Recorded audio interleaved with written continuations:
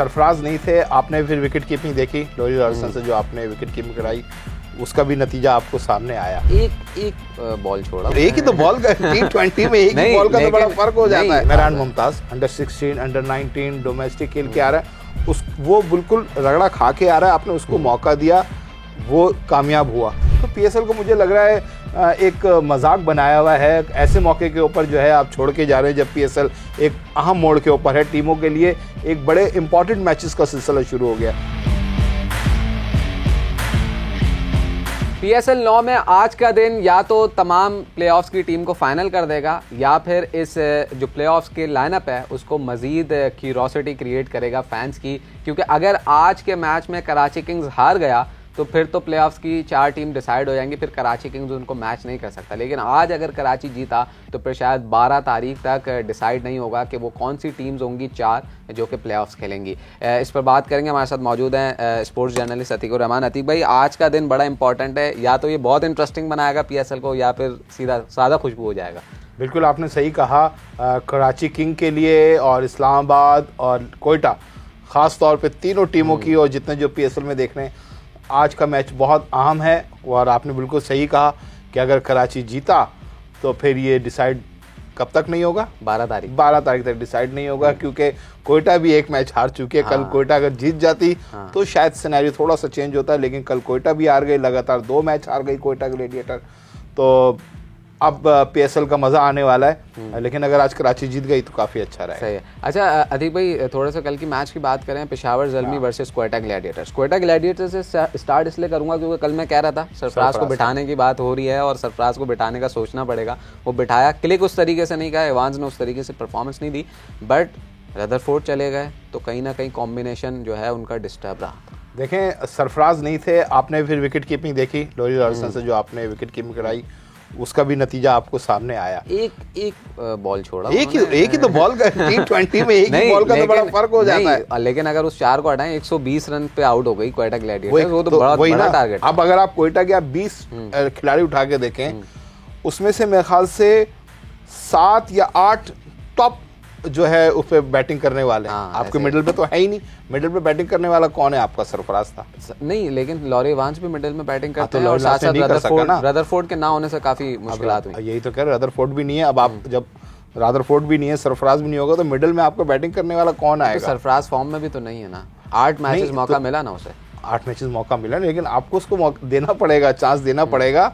और अब आगे आ रहे हैं क्रूशल मैचेस। लेकिन आप ये नहीं समझते, जैसे कल भी मैंने बात की थी कि अगर आप नाफे से ट्राई करें विकेट कीपिंग और साथ आप उमर अमीन को या उमैर बिन यूसुफ को भी कल खिलाया है, वैसे उमैर बिन यूसुफ को भी कल खिलाया है। देखिए, नाफे और उमैर बिन यूसुफ दोनों यंगस्टर हैं। आप ऐसे मौके पर दोनों को कभी कभी बारी आ जाती है कि दोनों यंगस्टर हैं जो इनिंग्स को बिल्ड नहीं कर सकते, आगे लेके नहीं चल सकते, क्योंकि दोनों ना तजर्बेकार हैं, टैलेंटेड हैं। मैं उनके टैलेंट पे बिल्कुल कोई सवाल खड़ा नहीं कर रहा, लेकिन एक तजर्बा भी एक अहमियत रखता है। तो जब आप दोनों, ये नाफे भी और उमैर बिन यूसुफ भी आ जाते हैं, तो दोनों आपके जो हो जाते हैं। अब रदरफोर्ड चले गए। पीएसएल का मुझे समझ नहीं आ रहा है कि पीएसएल कमिश्नर किस तरीके से, दुनिया की ऑल लीग्स में तो मुझे इस तरह नहीं होता, IL T20 के अंदर मुझे तो नहीं लगा कि कोई खिलाड़ी इस तरह छोड़ के जा रहे हो। ठीक है, बहुत आसान कर दिया है छोड़कर जाना। और ऐसे मौके पर जब आप देखें ना, अब मुझे बताएं कोयटा ग्लैडिएटर को, जहां आपका उस्मान तारिक भी जो है वो बॉलिंग एक्शन की वजह से अब अकेडमी चला गया, NCA चला गया, अब वो अवेलेबल नहीं होगा। फिर आपका रदरफोर्ड जो है वो भी जो है वो चला गया। अब पर्सनल रीज़न हो, उस्मान खान आपके वो जा चुके, इससे पहले एलेक्स हेल जो है वो गए थे, वापस आ गए। कैरन पोलार्ड जो है वो मुकेश अंबानी की बेटी की शादी की तकरीबात में शिरकत के गए, वापस आ गए। तो पीएसएल को मुझे लग रहा है एक मजाक बनाया हुआ है, ऐसे मौके के ऊपर जो है आप छोड़ के जा रहे हैं जब पीएसएल एक अहम मोड़ के ऊपर है, टीमों के लिए एक बड़े इंपॉर्टेंट मैचेस का सिलसिला शुरू हो गया। तो ऐसे जाना मेरे ख्याल से या तो एक क्राइटेरिया, ठीक है आपने अगर पहले से आगाह किया हुआ है, छुट्टी ली हुई है, तो आप जाएं, लेकिन ये हर रोज एक खबर आ रही है आज वो छोड़ के चले गए, आ जाएंगे नहीं अतीक भाई, ये पहले से जो आगाह करने वाली बात है ना, ये मुझे लग रहा है कि ये नहीं हो रही, क्योंकि अगर पहले से आगा तो अक्सर होता है कि पार्शियल अवेलेबिलिटी इतने मैचेस पहले से भी आगा हो रहा है, तो आपके मैनेजमेंट है भाई, आप फ्रेंचाइज चला रहे हैं, आपको मालूम है कि ये अब क्रूशल मैचेस आएंगे, आखिरी में फंसती हैं। देखें ना, अब ये हो रहा है कि हमें मैच जीतना लाजमी है, कि कोयटा अच्छे रन रेट से जीतना भी जरूरी है। कोयटा पूरी मेहनत करके आया है अपनी, अब वो नहीं चाहेगा कि 1-2 मैचेस की बेस पे वो पूरी उनके टूर्नामेंट की जो एक हाइप क्रिएट हुई थी वो मर जाए। बिल्कुल, तो ऐसे मौके पे आप कैसे परमिशन दे रहे हैं? अगर आपने पहले से भी कमिटमेंट की है तो आपने और बड़ी बेवकूफ़ी की है कि आपने ऐसे मौके के ऊपर, जब टूर्नामेंट आपका क्रूशल मोमेंट के ऊपर है, जब आपका एक एक पॉइंट आपके रन रेट को जो है वो बेहतर कर सकती है, कई ऐसी सूरत हाल आ सकती है कि पॉइंट्स आपके बराबर हों, आपका रन रेट को जो है ज़रूरत पड़ जाए, तो फिर आप क्या करेंगे? अगर आप इस तरह तो नहीं होना चाहिए कि आप जो है हर किसी के, ठीक भाई पर्सनल मैटर आ जाते हैं, लेकिन सबको पीएसएल में पर्सनल मैटर आ रहे हैं, ये देखने वाली बात है। सही है। अच्छा, 2 मैच विनर्स थे तकरीबन, उस्मान तारिक भी और रदरफोर्ड भी जी। अब चूंकि उनका लास्ट मैच है और आप कह रहे हैं सरफराज को भी बिठा दें। नहीं, सरफराज आप देखें ना, 3-4 मैचेस में सरफराज को ऐसी सिचुएशन में मौका मिला कि वो क्लिक करेंगे, कोई गारंटी नहीं है ना। मैं तो still I would go with Sajjad junior.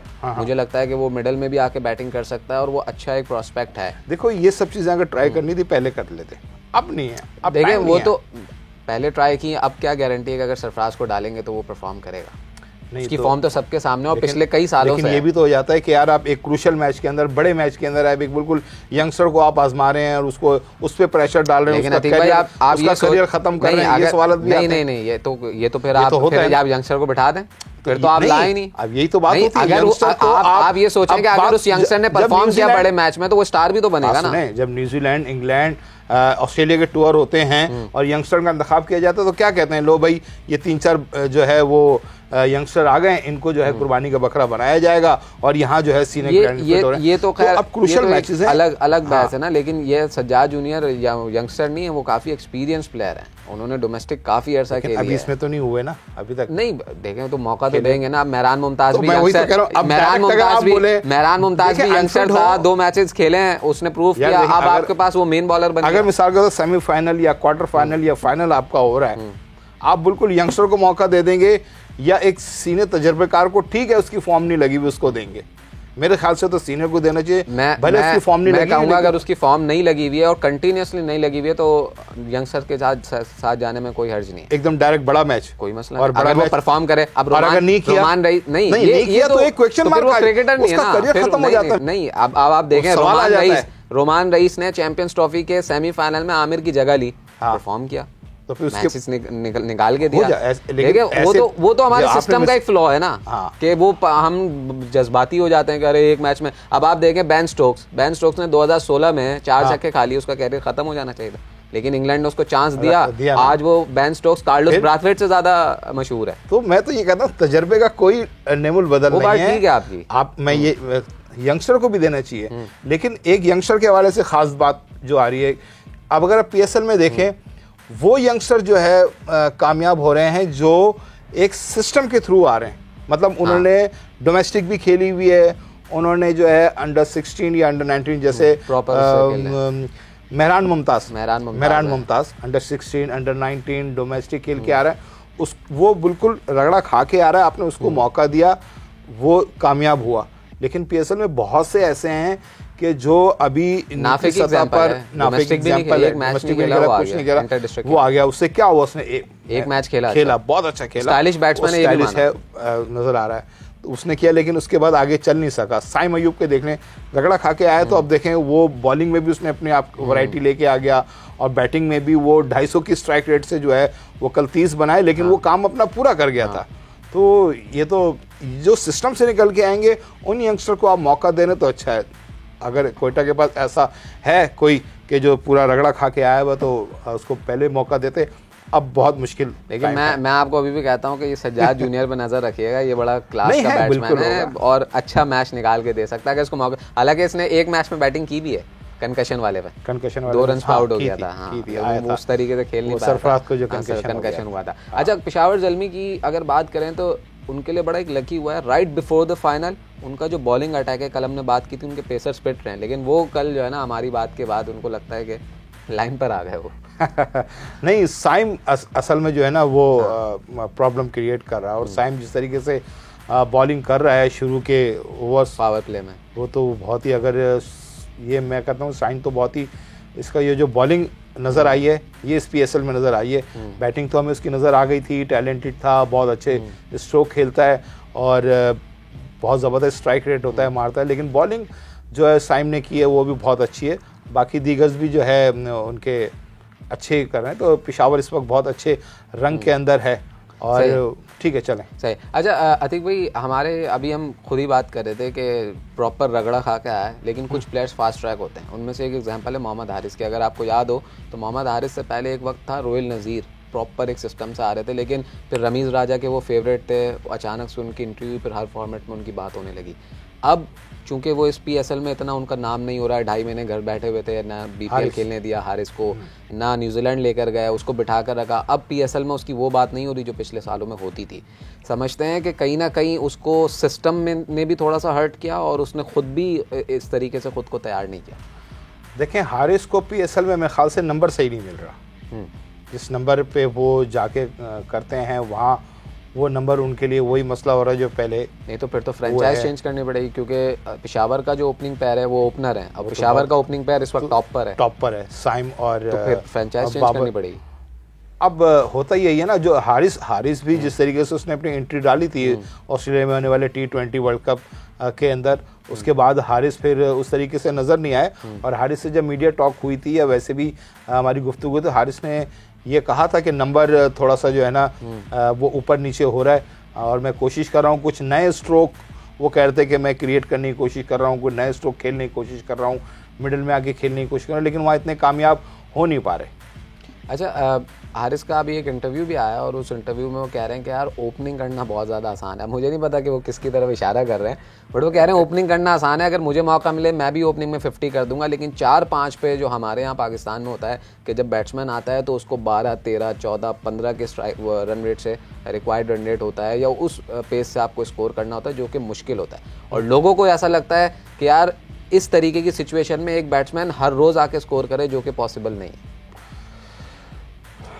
आपने इतना लंबा सांस लिया नहीं, तो मतलब आप वो अंदाजा लगा रहे थे किसकी तरफ इशारा है, या वैसे ही आपने इतना लंबा सांस लिया? मैं उसकी गहराई में चला गया था सवाल की, क्योंकि इसमें जो जितने आप बात कर रहे थे ना उसमें बहुत सारे सवाल वो जहन में मेरे आ रहे थे। अब मैं सोचा था कि मैं पहला जवाब किसका दूं, तो मैं ये सोचा था। लेकिन आप सही कह रहे हैं, जिस तरह हारिस ने कहा है कि ऊपर आके बैटिंग करना आसान है, हारिस क्योंकि खुद ऊपर आके बैटिंग करता है, इस वजह से उसको ये फील हो रहा है कि ऊपर आके बैटिंग करना बहुत आसान है। लेकिन मैं ये समझता हूँ, लोग पावर प्ले की बात करते हैं, पावर प्ले T20 में बहुत इंपॉर्टेंट होता है, लेकिन मेरे अपने हिसाब से सबसे मोस्ट इम्पॉर्टेंट जो है वो आपका होता है 6 ओवर से 15 ओवर तक का। जो टीम कम विकेट गिराती है, ज़्यादा स्कोर बनाती है या ज़्यादा विकेटें लेती है, वो टीम, अगर PSL के आप ओवरऑल तमाम मैचेस उठा के देखें तो 6 से 15 ओवर के दरमियान जो टीम ने सरवाइव किया है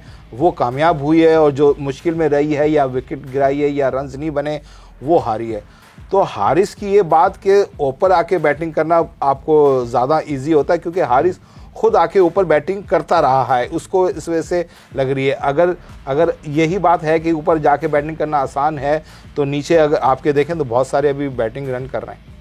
अच्छा अतीक भाई, आज मैच है इम्पॉर्टेंट, एक राइवलरी सॉर्ट ऑफ मैच भी है, और 2 के लाहौर बाहर हो गई, लेकिन इस मैच की एक इम्पॉर्टेंस है PSL में, कराची वर्सेस लाहौर। हम 3 दफ़ा कराची की टीम जो है जाकर हरा चुके उनको घर पर, और लास्ट टाइम लाहौर यहाँ पर आकर जीता था। तो आज ये कैसा कॉन्टेस्ट देख रहे हैं? देखें, लाहौर कल आप भी वहाँ पे थे नेशनल स्टेडियम के अंदर, मैं भी वहाँ पे था, और लाहौर की टीम को आप देख रहे होंगे किस तरीके से डेविड वीज़ा जो हैं वो उनके कल मुझे लग रहा है शायद फिट हो गए हैं, इंजरी से दूर उनकी निजात मिल गई है। तो शायद मुझे लगता है कि वो पिछला मैच खेले थे, वो खेले थे, हाँ खेले थे पिछला मैच। अच्छा, पिंडी वाले, मुझे फिर मैं शायद पिछला मैच खेले थे, तो अच्छी बात है, फिर वीज़ा भी इनके पास हैं। तो कराची किंग के लिए तो ये डू एंड डाई है। लाहौर कलंदर भी चाहेगी कि वो अपना PSL जो है वो एक अच्छे नोट पर ख़त्म करे। ठीक है, शुरू में मैचेस नहीं जीत सके, फाइनल की दौड़ से बाहर हो गए, लेकिन वो चाहेंगे कि अच्छे नोट पर ख़त्म करें। अच्छा, कराची किंग्स के कॉम्बिनेशन अगर देखा जाए तो कल भी हमने इस पर बात की थी, आज एक्सपेक्टेड हैं चेंजेस, या आपकी वाली बात के बड़े मैच में कोई चेंज नहीं होना चाहिए? अगर बहुत ज़्यादा चेंजिंग करेंगे तो एक आध तो देखें हो जाती है चेंजिंग, लेकिन आप ज़्यादा चेंजिंग करेंगे वो चेंज क्या आपके जहन में क्या चल रहा है? मेरे जहन में तो यह है कि मैं तो I would go for a wild card के आप अरफात को खिलाएं नवाज की जगह।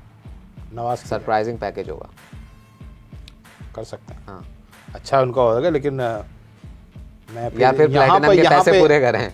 नहीं, यहाँ पे मैं कहूँगा कि अरफात को आप मौका दे सकते हैं, क्योंकि नवाज की तो बहुत ही ख़राब परफॉर्म जारी है, तो अरफात को आप मौका दे सकते हैं। और साथ साथ एक और चेंज भी हो सकता है अगर इंटरेस्टिंग, कि शान अगर नीचे आए और ऊपर अगर अखलाक को इंक्लूड कर दें, अखलाक को इंक्लूड करें, शान अगर नीचे आए, क्योंकि शान नहीं ऊपर ओपनिंग के तौर पे जो है वो रन्स नहीं बना पा रहे, और ये एक बात हो भी रही है कि अगर वो खुद स्कोर नहीं कर रहे तो अपनी टीम के दीगर खिलाड़ियों से जो है वो स्कोर बनवाएं, खुद नीचे आ जाएं। नीचे आने में कोई ऐसा मजायका नहीं है, कोई बुरी बात नहीं है। अच्छा, पीसीबी ने तैयारियां की हैं आज क्राउड को लाने की? सैटरडे नाइट कराची का स्टेडियम, कराची वर्सेस लाहौर। नहीं, तो पीसीबी ने तो कोई तैयारी नहीं की, पब्लिक ने खुद तैयारी कर ली होगी तो वो आ जाएगी। भाई हमारी कराची की जरा मूडी पब्लिक है, हो सकता है रमजान से पहले कहें चलो यार एक मैच देखने चले जाते हैं, लेकिन मुझे लग रहा है अब तक स्टेडियम में जितने आ रहे हैं ना मैच देखने, ये सब फ्री के टिकट वाले आ रहे हैं। आपके कितने बंदे आ रहे हैं फ्री के टिकट वाले?